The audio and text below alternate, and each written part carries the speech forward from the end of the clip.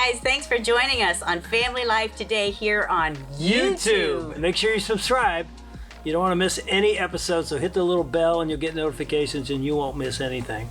And if this encourages you, like it and share it with your friends. Yeah, share it with your friends. Yeah, welcome to Family Life Today.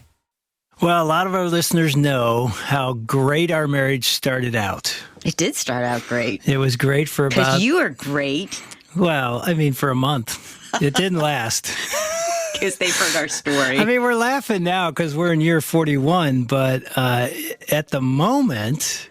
At the moment, I thought there is nobody better in the world than Dave Wilson. I love those moments when you thought that.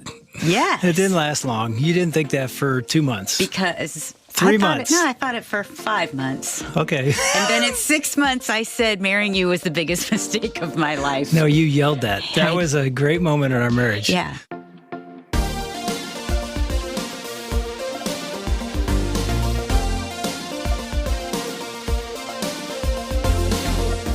Welcome to Family Life Today, where we want to help you pursue the relationships that matter most. I'm Ann Wilson. And I'm Dave Wilson, and you can find us at FamilyLifeToday.com or on our Family Life app.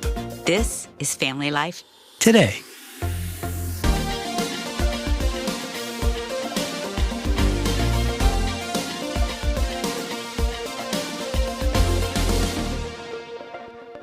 The thing is, I feel like most people are unprepared going into marriage of what the reality will be like. And so they get to the point where we were, and maybe it's year 1, maybe it's year 20, but at some point they think, what in the world has happened? And they don't know what to do with that because what we thought was, oh, I married the wrong person. Yeah, and the right person's out there, and when I find them, then it'll work, right? Yeah. But almost every marriage goes through our experience. Mm-hmm. And fortunately, we made it. But I think all marriages need help, and we've got help today in the studio. Welcome, Debra Fileta, with us. She's an author of a book called Choosing Marriage, and you're going to help us sort of help couples get through the tough, and it isn't always just the beginning of marriage, but it extends a long time, right? Yeah, it can be at any point in marriage can be difficult. But I think what you said is important to realize that everybody's going to get to that hard place at some point so that when it comes, they're not shocked, they're prepared. And I think there's hope in that. So I'm excited to talk about this. Yeah, we're glad you're here. You've not only written Choosing Marriage, you've written 5 books, and there's more to come. But you know about marriage. We got to sit at lunch with you and John. You've got 3 kids. You've got a full life. 4 kids. Surprise number 4. One daughter, right. 3 sons. Uh-huh. And you guys have been married how many years? We've been married 14 years. Okay. And you have a great podcast. Tell us a little bit about that. Yeah, it's called Love and Relationships, and it's a hotline-style podcast. So people call in with their questions, and I answer their questions from my perspective as a licensed counselor. So it's a really fun show. You guys, I'm just saying, like, for the listeners, we had lunch with John and Debra, and we feel like, oh, this is going to be so good for you to even call in with your questions. I'm going to call in sometime. I would love it. That would be the best. Totally You disguise your voice or something so they don't know I'm not. They'll know it's me. Well, tell us this. That's our experience in marriage. Did you guys have a similar journey, you and John? Yeah, I would say very similar in the sense that you go into marriage with rose-colored lenses. Like you just feel like this is going to be so easy and this person is amazing and nothing could go wrong, you know? But what's so unique about that and interesting about that perspective, we don't have that approach to any other area of our life. For example, my husband, like we talked about at lunch, is a surgeon. For him to become a surgeon, he had to get 20,000 hours of training. No, actually, we heard he just watches YouTube videos. Yeah. Isn't that what we heard? On top of the YouTube videos, 20,000 hours of training. I had to get 3,000 hours of training to get my license as a therapist. He had to get 20,000 to get his license as a physician. When your kids get their driver's license, they get at least 100 hours of training? Yeah. How many hours of training do we need to get a marriage license? This girl is on my soapbox right now. Yeah, I've heard my wife say this so many times. Zero. It really no is. training. There is no requirement. And I think the assumption is because we're Christians, we're somehow going to be good at relationships. But we forget there's past baggage, there's issues, there's things that we don't know how to deal with, conflict and communication, and the roots that run a little bit deeper.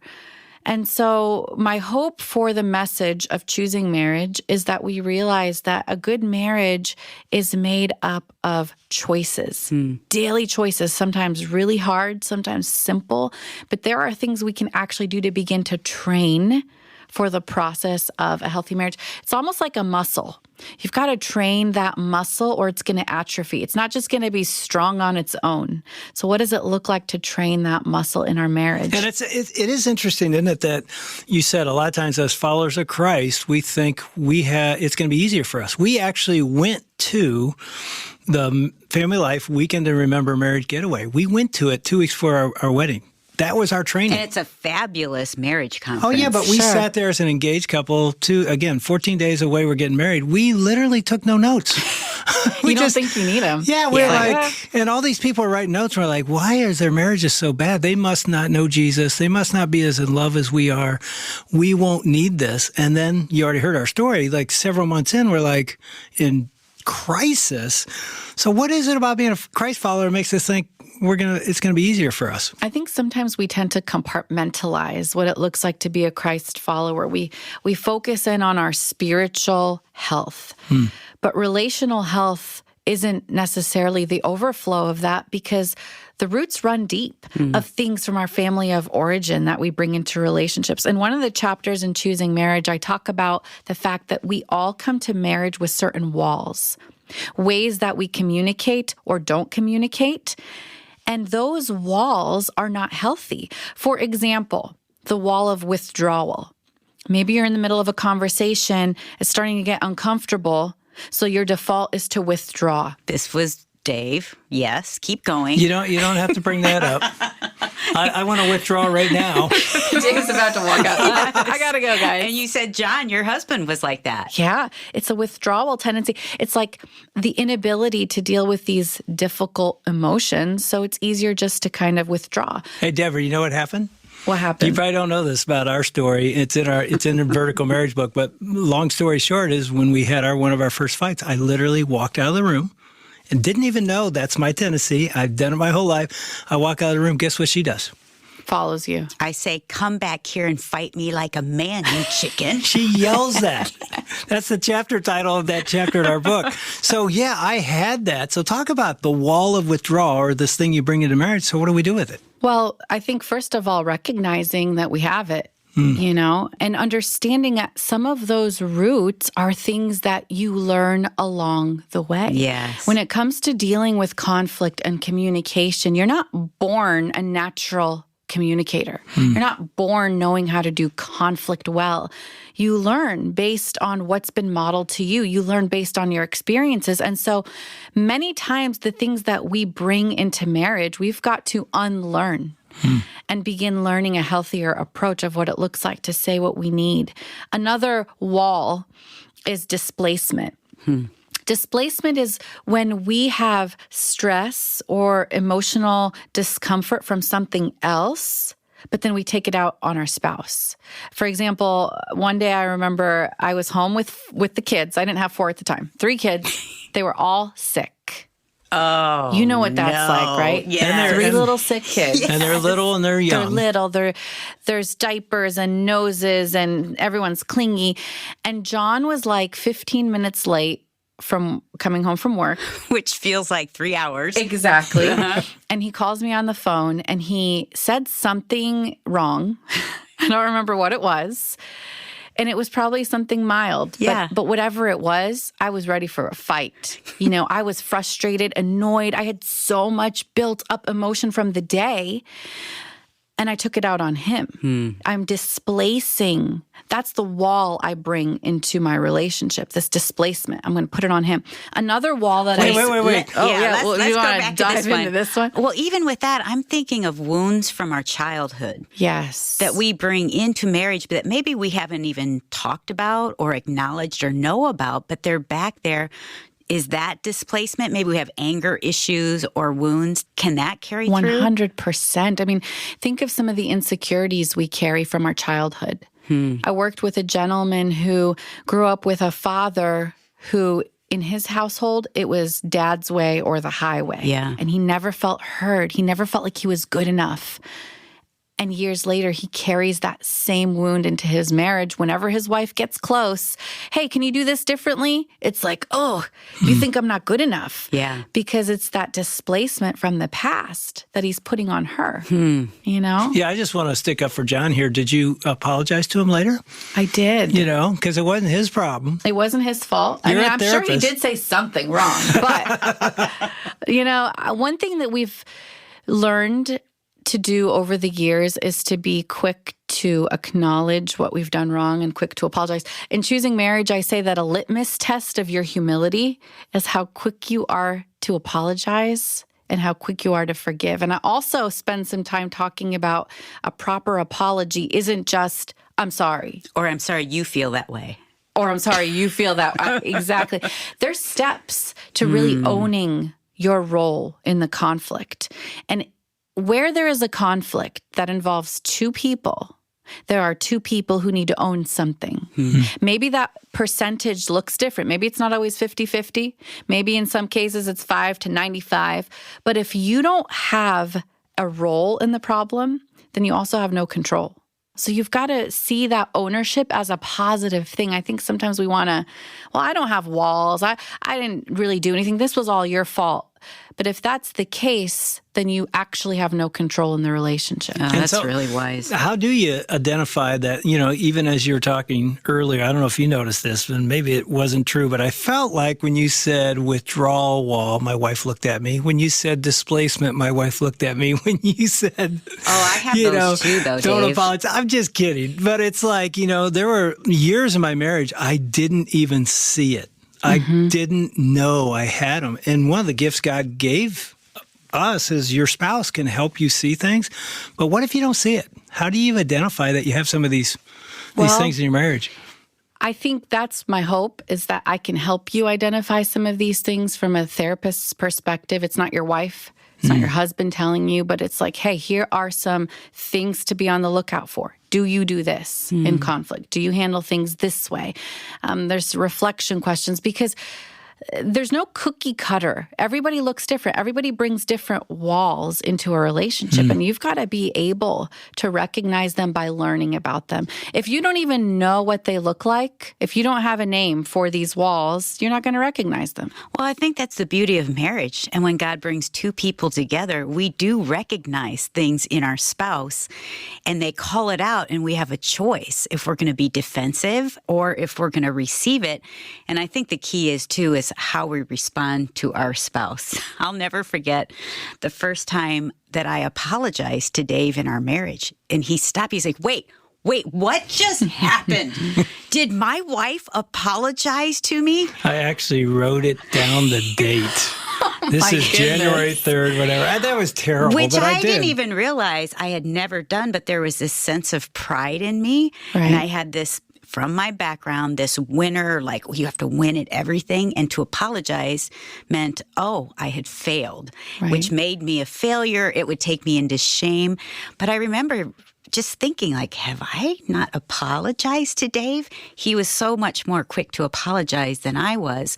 But I love that maybe you didn't say it in the right way.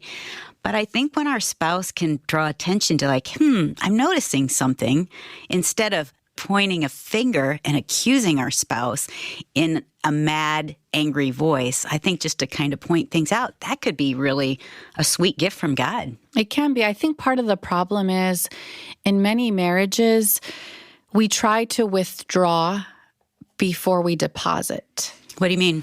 We call out the things we want them to change, which I consider an emotional withdrawal. Before we've made an emotional deposit of the things we love and appreciate. When your bank account's not filled up emotionally, it is harder to make those withdrawals. Yeah. And so that's an area I think where we all have to be very cautious. It's easier to call out your spouse, but have you filled them up? Have you built them up?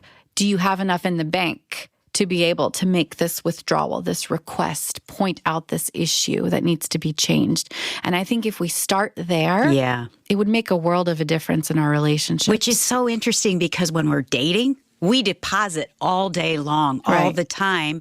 And when you get married, you truly see one another. And so I know that it was really easy for me to point out all Dave's flaws without making those needed deposits. I think that's really wise. Don't you wish I would have done that a little more? Well, what is interesting about our journey over 4 decades is she is my biggest cheerleader. There's nobody in my life that believes in me, affirms me. Now, that wasn't always true. That did not happen for the first 10 or so years. But after we had some hard conversations and we understood some of the things you're saying that perfectly, I'm not kidding. I can't wait to get home. This woman loves me. She believes in me more than anybody. At times I'm like, I'm not that good, honey. But she, and that is a deposit, right? Yeah, absolutely. Yeah, that is. So we have the wall of withdrawal, the wall of displacement. What else? Well, let's talk about one more wall. And that is one that I often see that people don't recognize. Sarcasm and humor.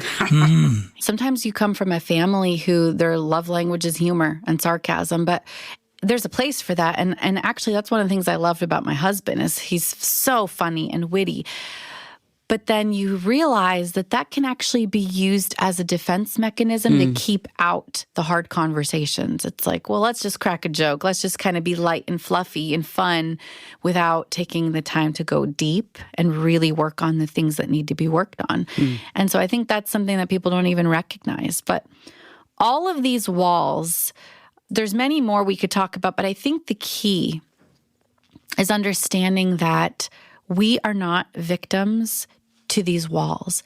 And one of my favorite verses, this is all in just one specific chapter in Choosing Marriage, but one of my favorite things was towards the end of writing that chapter, I was in the Psalms, Psalm 18, with my God, I can scale any wall. And I was like, what a perfect verse to end that chapter with. That's because good. It doesn't matter what you bring to the table from your family of origin. With some work and effort, you can scale those walls. God can help you bring down those walls in your relationship, just like with you guys 10 years in. And for some people, maybe it doesn't even have to take 10 years. Yeah. If we can get to a point where we're intentional and deliberate, the more you know, the better you're going to do in marriage. So as you speak to singles, what are the things that you advise them to do? They may not even know any of these walls or their past history. What's your advice for them? Well, one of my favorite things about this specific book was that I actually did research to back up some of these chapters. The chapters are laid out in choices you can make each day. Moving from pride to humility. What does that look like? The walls chapters, they're all kind of laid out as these choices that you can make daily. But I took surveys of 1,000 singles and 1,000 married couples and compared their answers. And then at the end of each chapter, there are reflection questions for couples, but there's also reflection questions for singles. Because I believe that so much heartache can be saved if we start doing the work standing alone. Can you imagine if you can identify your struggles standing alone, what you're going to bring to the table? Oh, yeah. And deal with some of that baggage standing alone. You don't have to wait until you're married to start the training process. That's like joining the Olympics and then deciding to train that day. Who does that? Right. I mean, most of us do that with marriage, Exactly. But that's not how you're supposed to do it. And if anything, we've had training from the culture. Like, think about social media, what that's done. Like, it gives us these expectations. And we all also carry training in from maybe our own families, which aren't always healthy. Exactly. And some of that has to be untrained, unlearned, so that we can learn things the right way. And so I think singleness is the time to begin the process of dealing with the emotional baggage that we carry, recognizing our conflict styles, our walls, what we bring to the table, any hidden sins in our life. I mean, this is the type of stuff that I would love to see this almost like a couples therapy session, whether or not you're married, walking you through some of the most important things you need to work on in the process of choosing marriage. We've always said that too. Like, wouldn't it be cool if we were teaching this in our school systems? Like how to get along with people. What is your conflict resolution bent? You know, it'd be so good. Instead of learning some of this long, crazy, what did we learn in school? I know. I wish they would. Yeah. But one thing that I found really interesting was that one of the questions I asked singles is, how often do you think married couples spend time in quality conversation in marriage? The majority of singles said hours per week. I mean, it has to be hours per week. Yeah. But the majority of married couples reported 60 minutes or less, and the majority of them actually said it was more like 30 minutes or less per week. Per week, yeah. Of quality conversation. I mean, think about that. Think about the expectations we have going into marriage. Especially for women. Like, versus the reality. Yeah. We're going to have these long conversations. It's going to be amazing. And then we find our husband watching ESPN all day, and you're thinking, Wait. Not you. Oh, not me, of course. Some other But you're husband. right. We walk in with expectations. Well, what would you say to a couple's listening right now and they're stuck? You know, besides get Choosing Marriage and read it and walk through the questions. But a lot of times when we get stuck, we hear this a lot when we're speaking at conferences. The couple, usually one will come up and say, all the stuff you talked about, my husband does. They won't apply it to themselves. They apply it to their spouse. Which is the easier thing to do. And you see it in your spouse. It's hard to see in yourself. You know, talk to that spouse that maybe can't see it. What do you tell them to do? How do they get out of ground zero and take some steps toward choosing marriage? We're so connected in marriage. We're so intimately connected. It's almost like, can you imagine with me two gears that are kind of working together, like in a clock? You know, you've got these gears. Think of you and your spouse like two gears that are interconnected. When you begin to move in the right direction, it naturally causes your spouse to move in the right direction. When you begin to make those deposits, when you begin working on yourself and your responses and your forgiveness and your ability to apologize, when you begin doing the work, it will begin to change the narrative of your relationship, the patterns in your relationship, because it takes two to have a pattern of some sort. And so if you're feeling stuck, realize that the one thing you have the most control of is your actions and reactions in your relationship. Your ability to share what you need, your ability to affirm your spouse, your ability to begin to heal and grow on your own. Nobody can stop you from doing that. And I truly believe it will begin to have a significant impact on your marriage as well. That's a good word. It's like look in the mirror and start with me. Take your eyes off your spouse, not in a bad way, but in the negative way, in a critical way, and put your eyes on yourself and say, God, change me. And in time, hopefully that'll change my spouse. And I would add, Dave, too, to that is that Jesus is cheering you on. Your spouse may not notice at first, or they may not acknowledge what you're doing at first, but God does. He sees your obedience. He sees you praying. He sees you following him. And I would just add, ask God for help. Because he hears every time we call out, he hears us.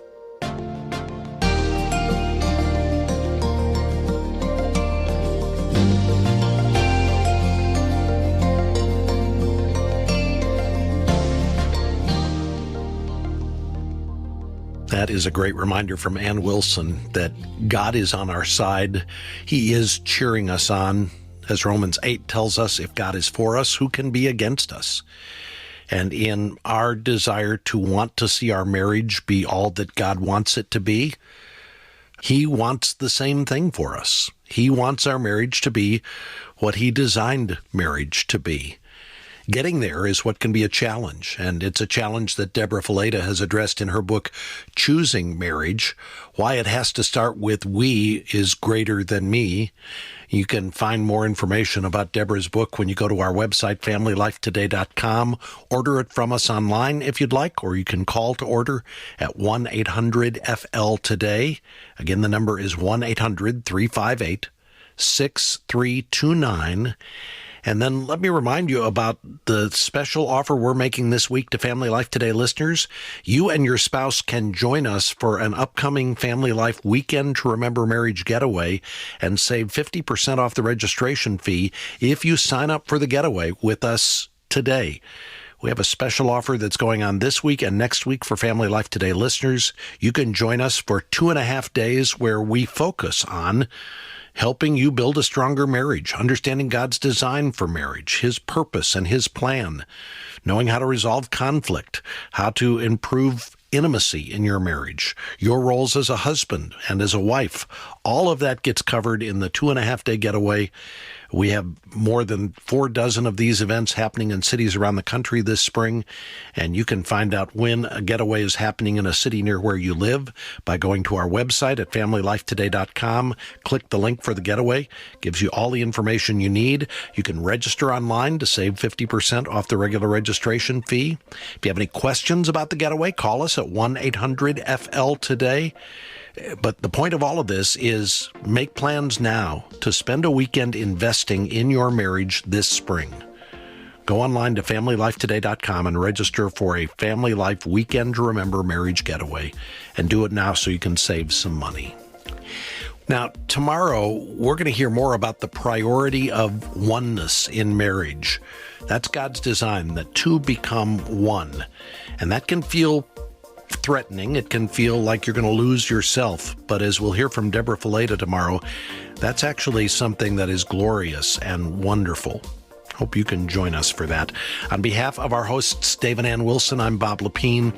We'll see you back next time for another edition of Family Life Today.